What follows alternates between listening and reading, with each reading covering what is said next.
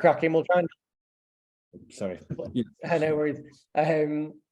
We'll get started. See if we can deliver the main part of the content in 20 minutes, and then it'll allow us maybe 10 minutes at the end to do any Q&A that people might have after we've presented.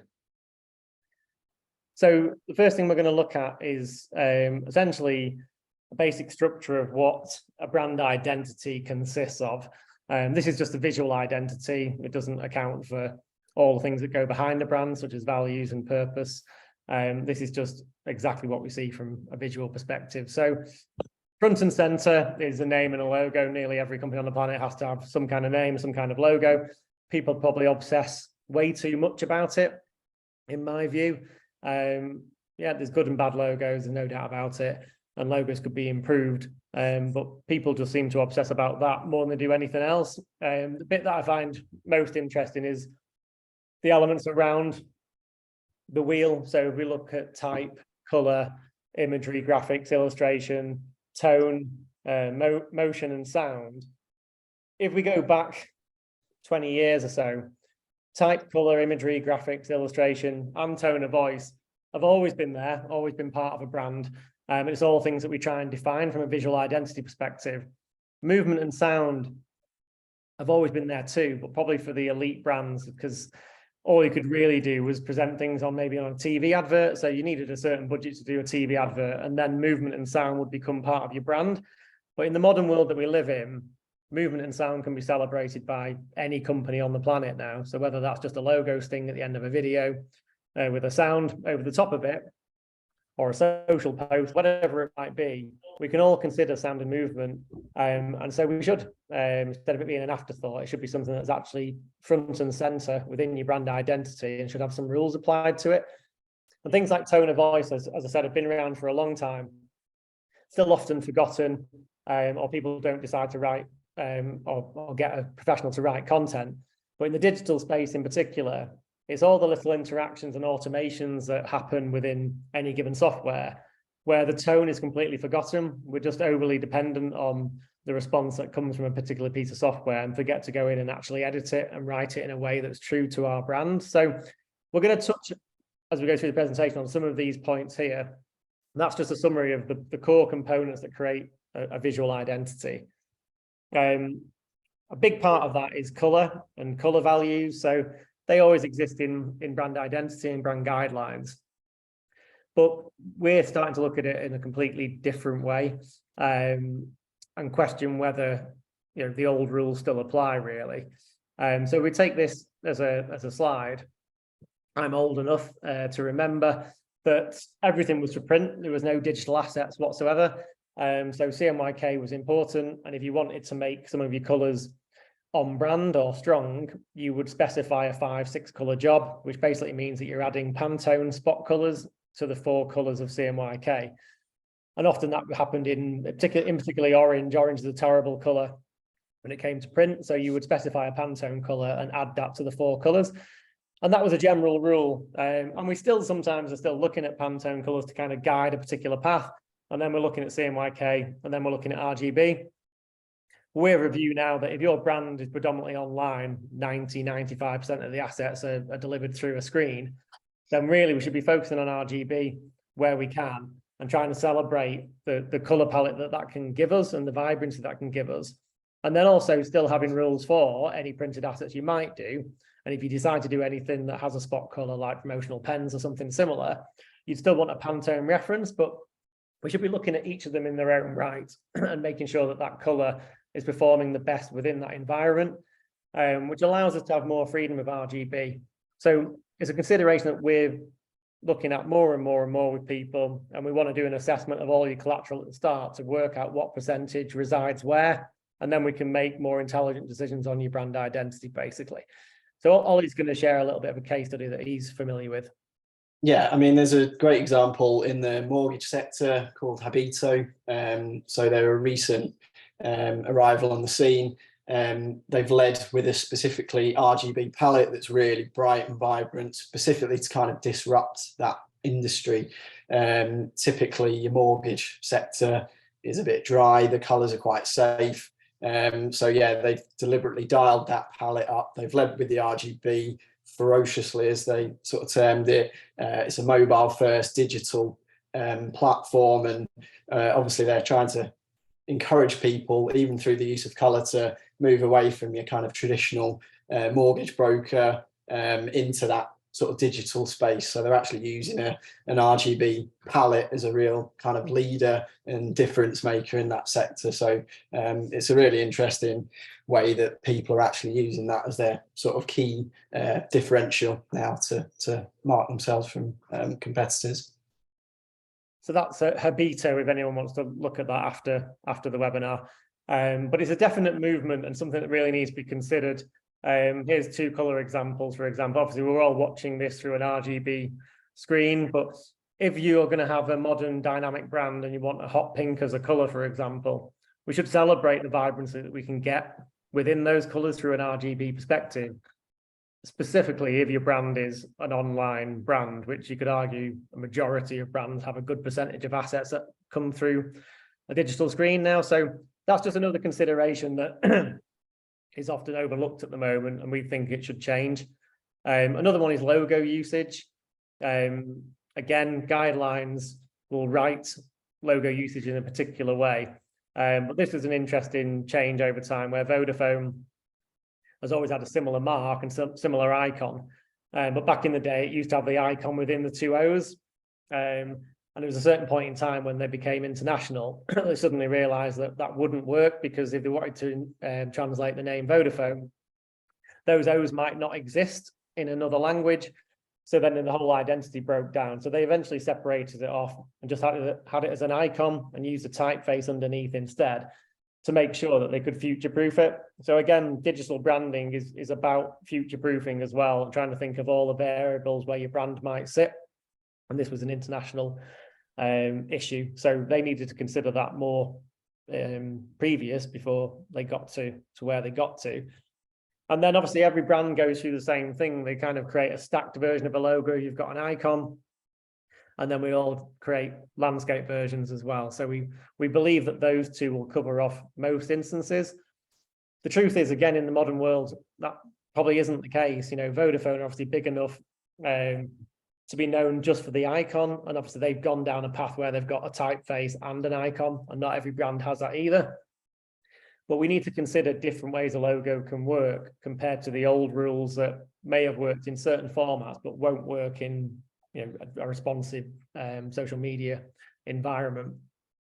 So as an example, should have the ways be written into rules? You know, keep the icon in the same way, but do we need a vertical stacked version? You know, if we're getting flag banners done for an event, or we're doing a skyscraper banner, should the logo have other ways that it could potentially be used compared to what we would traditionally deliver? And then we look at other things like size and scale as well. So going back to like the relationship between an icon and type, Gazprom that are currently rebranding, I've always had this, for me, a miserable icon with a massive flame, way too literal for what they do. But they've even realized that when they spend all their money on the perimeter advertising, their icon and the flame is way too big compared to the typography. So it actually stops them being able to show all the advertising spend they've put. So then they have to put the word Gazprom massive next to it instead to try and get that real estate. And this all just comes down to size and scale and proportion. And that's just one example where people's brands and identities and logos just don't flex enough. And then you go through their Twitter page, they use the whole logo again in the main bit. They also then use it, if you look at the very bottom here in the feed, they use the full logo again. By this point, I know I'm on the Gazprom page. It says Gazprom about 8 times anyway, away from the logo. So we should have flexible identities that actually work in different environments, but are still recognizable. And then that kind of comes through to exclusion zones. So this is where, something like Spotify here, you specify a space where nothing else should infringe your identity. Now, I still believe that has a place. You don't want your identity to be infringed in a lot of instances, but it can't be a rule anymore that happens in every particular environment. And even though Spotify have it in the guidelines, they break them instantly when they do perimeter advertising again, because the space just doesn't allow for your identity to be the size and scale that you want it to be when you've spent all that money on the advertising space. So exclusion zones, for me, are there as a guide, but in the modern world, we should be able to break that format a little bit more and allow your identity, and in this case, your logo, to have a little bit more play, a little bit more flexibility. And then a question over logo or logos. So we're all so obsessed about logos and how they look, and that kind of determines everything for most people, which again is completely wrong. The logo in the modern world, again, might need to have various states rather than this is our logo, we protect it. It just has one state. Nintendo is an example here that this logo is obviously well known, not the nicest. I'm not a big fan of the typography on this particular logo, but it exists. And then again, on their social channels, they use the whole logo. When it gets to the feed again, you can't see it anyway. It's a red dot with some kind of white blob in the middle of it. So it doesn't work in that environment. But they could decide to create an animation or a video in any of the content that they do online, or even when you load a game up, to animate it from Nintendo down to an N, so that you recognize the two anyway. And through animation, you can educate people over time that those two exist. And then in any given space, like a Twitter feed or avatar, you'd actually use the smaller version of it because it makes more sense. So you end up with a couple of identities or a couple of logos rather than just one to try and make that work in all environments. And this is an example of how that plays out. So some of these brands here use all of those logo variables from one time or another, because they realize that they want to show their original mark, but they also want to show variations of it. And then Disney obviously launching its own channel and so forth recently, getting into the digital space way more. It can't use the complicated Walt Disney logo with the castle behind it anymore. So it's got to have different states. And we need to get over the fact that we have one precious logo and that has to work everywhere. If you do your visual identity well, and you've got color and typeface and graphics and tone of voice, and you've got all those other components that are really strong, your logo is there to endorse the fact that it's a brand that you thought it was. So you still get a great consistency, but you're basically allowing it to flex so it works in the modern world properly, rather than being compromised like you saw with Gazprom and Nintendo. So you've got something a little bit on the Norwich case study, I think, called on this one. Yeah, I mean, it's slightly outside of these examples, but it's interesting how in the recent Norwich City rebrand, and similarly for Everton, they're obviously dealing with a heritage brand that a lot of people have a really strong connection with, but they've reconsidered it for the mobile space. So in both cases, they've been redrawn. In terms of Norwich City, they've reduced some outlines. They've given everything plenty of space to breathe in terms of between the lines. So they've not fundamentally changed the badge, but when it's reduced down to a smaller space like Twitter or a smaller avatar, it still works a lot better within that space, just because they've been able to reconsider it, evolve it, and put some true sort of consideration behind it for the modern world and how it can work in those smaller spaces. So it's not necessarily a case of ripping it up and starting again, but evolving it with these kind of digital considerations. Yeah, and it's the job of agencies, brand agencies, creative agencies, to guide clients down that particular path. People are too familiar with what's happened in the past and what we should be using now, rather than actually will our brand work now and in the future. And brands need to behave very differently now, and they need to be way more flexible than they ever were before. So some of the old rules don't work, some of the old rules need breaking. And we need to kind of embrace those ways of working.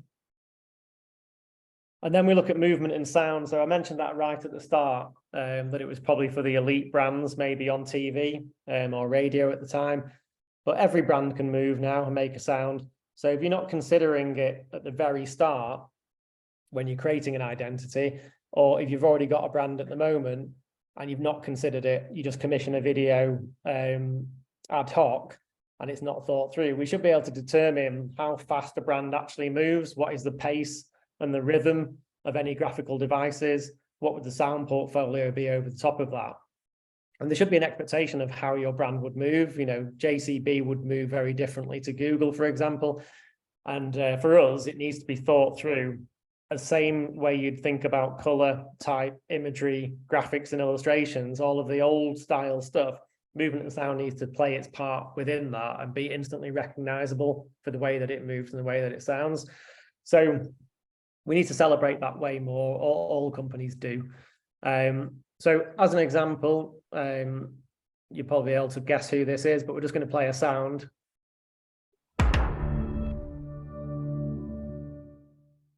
So anyone who goes home, relaxes and watches some TV will recognize who that was. And Netflix have that very strong sound, very distinctive, and you hear it all the time anyway. But they also have two identities. They have the N here that you'll be familiar with when you first load up Netflix and it kind of flies through the screen. But they also have their main type mark. So if you look at the N in here, they've not just taken the N off the front of the letter and used that in a Twitter avatar. They actually have created another N, which is obviously slightly 3D. It's got its own arc at the bottom. So they have these two parts to it that work separately as separate entities, but they're applied as and where they need to be, where they're most useful. So in their Twitter page, you can see that there's no sign of the full Netflix logo. There's no need to be. You know, the N is recognizable. But even if you're a small brand, look how many times Netflix is mentioned in the Twitter application itself, just in text. There's like 7 or 8 situations where it's already mentioned as a company. So you don't have to have your company name inside the avatar. And a lot of the time, your company name is long. You're actually compromising the space anyway, so no one can read it. So it becomes pointless. So Netflix, obviously a more modern brand, are going down the right path as far as we're concerned. And more brands need to celebrate a device. It doesn't have to be an icon. It might be the first letter of your worded named brand. But you need to take something that becomes distinctive and recognizable within a social channel and realize that's all it is. It's just recognition because your name is everywhere anyway within that space. And you can see it clearly here. You know, it's nice and simple, works really well. And like I say, Twitter, write out your name anyway, Netflix, then at Netflix. You know, there's no mistake where you are. Plus, you've already searched for it in the first place, so you kind of know why you are where you are. And then we move into digital branding. So this is an example of a recent brand that we think is brilliant in the way that's been delivered. This is the animation of it. So anyone who's familiar with Cheshire and the surrounding area, you'll recognize Jodrell Bank or know Jodrell Bank. And this was the new identity that got produced. Johnson Banks in London produced it. And the logo essentially animates most of the time. Obviously, in this instance, it's following the dish and the satellite dish and the way that it works. But it's instantly celebrating the fact that, yeah, things can move and make a sound. So why should they just sit still in a corner? And then when it does sit still, because there are always times where you still have some rigid element to something, they have 3 states. They have a straight on version. They have 2 slightly different angles. And they allow the brand to use these 3 different versions of the logo. Because you'll see it in the animation quite often anyway. So there's an education piece where the animation is telling you that we have variables of a logo. We don't just have one set rule for a logo. And this is how they start to apply it to some of the visuals. But you'll notice the logo's in the top corner. This time they've chosen it to be straight on. There's no exclusion zone because it's going over the top of the type. And if this was a parallax web page, you might want the interaction of the M going through the logo.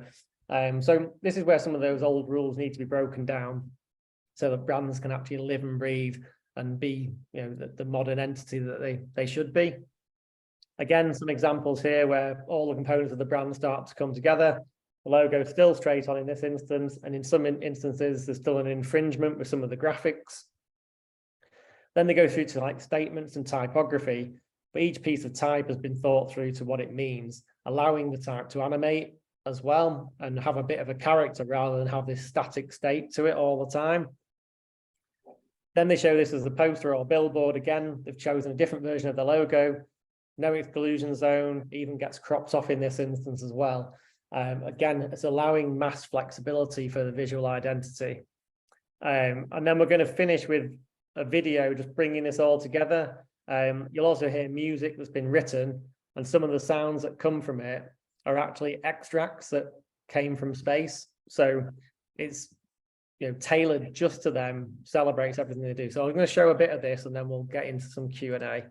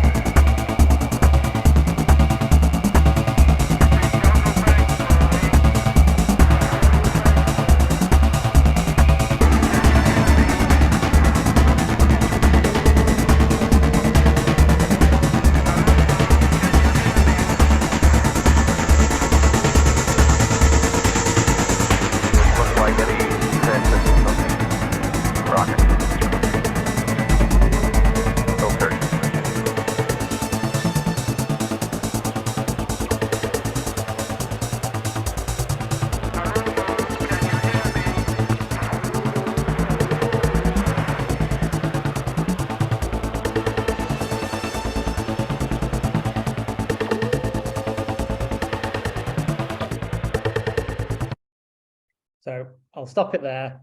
But that's kind of the wrap up of the presentation. Hopefully with that particular video there, you can see all the components coming together, movement and sound playing a massive part of that. But a lot of what we'd class as the old rules being completely broken, but allowing the brand to be completely celebrated, really flexible, completely modern and perfect for the digital world. So I'm going to stop sharing there, and then Miles, I guess we're open up to some questions. Yeah, thank you very much for that presentation. And I love that Jod Rawbank video, really cool. So we've got questions coming in. I've got a couple around RGB, which you mentioned before. So I'll start with, how can marketers learn more about RGB and find the right colors for their brand? That's the whole question, yeah? Yeah. Yeah, well, it comes down to obviously just color value and color value selection. RGB exists on everyone's computer. It's the color that you'll see through your screen.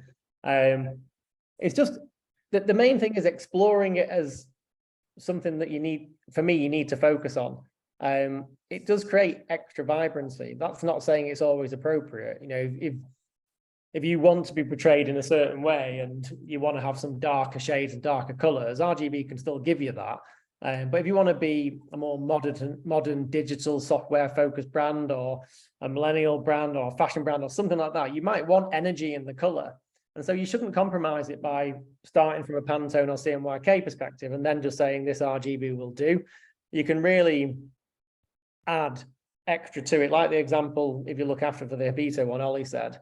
That is trying to change a market to say, we live in a digital space. We've come to the market as a digital entity. We are different to Barclays and Lloyd's. They've still got retail spaces. They're a bit archaic, and you want that. So it's something that we should all be considering. And the best way to do it is just think about your own assets, your marketing comms, and just do a very quick analysis and go, is it 70, 80, 90% of what you're producing is now online? If that's the case, then RGB, you might have values already, because if any good brand should have values for all colors, but you should be considering the RGB aspect of it and saying, well, actually, could we up the entity? Could we push the dial a bit harder on those color values? And is that something we should be tweaking or changing, but for the right reasons, not just for the sake of the fact you can do it? Yeah, that makes sense. And another question came in, which you may have already answered, but it's talking about, could you adapt your current brand to include more motion and sound and RGB, or do you think you'd need a bit of a complete rebrand, or would it just be easy just to adapt what you've currently got? It obviously depends. We'd do an analysis on anyone's brand. Anyone that comes to us for anything, we talk about the brand first, even though it's like they want a website or whatever. But it's possible. Obviously, it depends what you've got to work with. But in most cases, you can take some components from a brand, whether it's part of a logo, or maybe you've got some supporting graphics, or you've got a decent typeface. There's opportunities everywhere to make some animation. But again, for me, if you've got, the main thing is, if you've got brand values or something you actually stand for that are written words behind your identity, those values should be able to tell you, if you read them well enough and dig into them, how should we move? How should we move as a brand? If we're going to try and get something across to say maybe we're quite slow paced, quite relaxed, we're quite calming, then there's a certain way you should move. If you want to say you're full of high energy and levels and it's an all-day gym that you can access, then there's a different movement to that. And so any brand could be adapted to add movement and sound, but it should be thought through, rather than I'm going to go and commission a video. You throw some music over the top of it, the music doesn't match the beat of the graphics, and no one's really determined the pace. We've just kind of gone, that'll do, that looks okay. That's not good enough now. You need to think it through. So yeah, I think anyone can achieve it, but just start from a place where it means something to you as a brand and as a business, not just copy someone else or whatever they've done. Yeah, and that answers the third question that we've had in, so I'll skip that. Another question is, what are your thoughts on using AI to create a brand?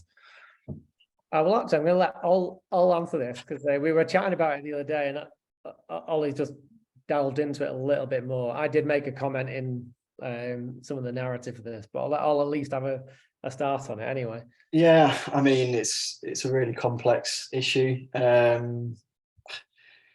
You know, I think ultimately people will just end up using it as a tool. I don't really think it will replace human thought. I don't think you can replicate those initial kind of construction of ideas from AI. It's just replicating something that already exists a lot of the time.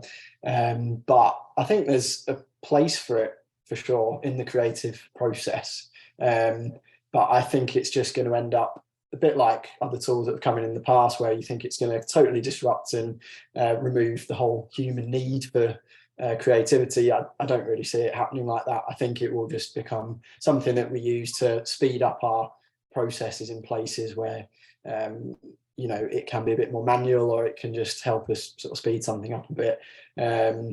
But you know, and Walsh, which is a big agency in the USA, they've already used it in a rebrand to create visuals, so it's already out there, it's already happening.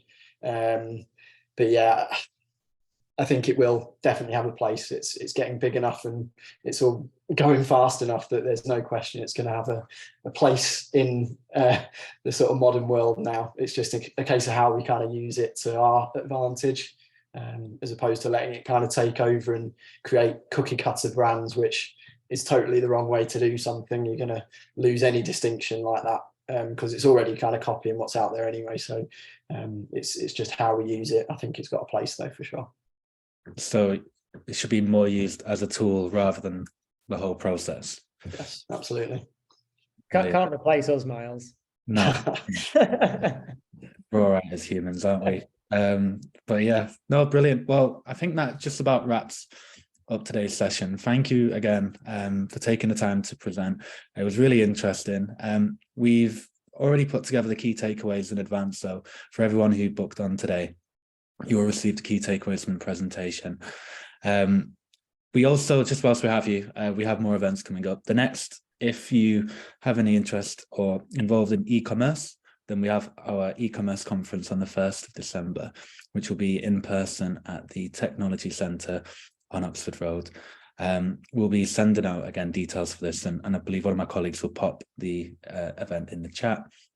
And if you have any questions from today's event, or if you'd like to get in touch with David and Ollie, you know, around branding, and if you've got any specific questions, then we'll also pop details of how you can get in touch with them post-event. But again, thank you all for attending, and thank you again, David and Ollie. I hope you all have a wonderful day. Thank you very much. Thanks for having us. Thanks a lot.